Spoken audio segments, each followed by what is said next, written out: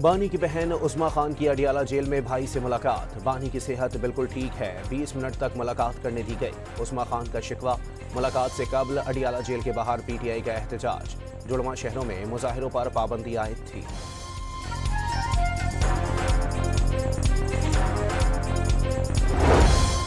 Opposition के शोर शराबे के दौरान कौमी कमीशन बराए अक़लियती तहफ़्फ़ुज़ तरमीमी बिल कसरत राय से मंजूर।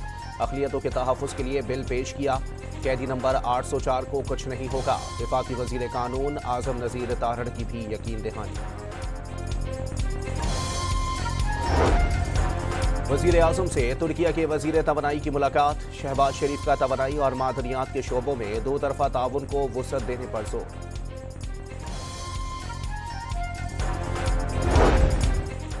एनडीएमए तूफान से मुतासरा श्रीलंका को 200 टन इमदादी सामान बहरी रास्ते से भेजेगा।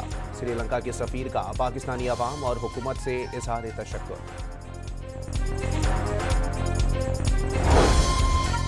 और कराची के इलाके गुलिस्तान जौहर में मुसल्लह अफराद का शहरी पर तशद्दुद। वीडियो सोशल मीडिया पर वायरल हो गई।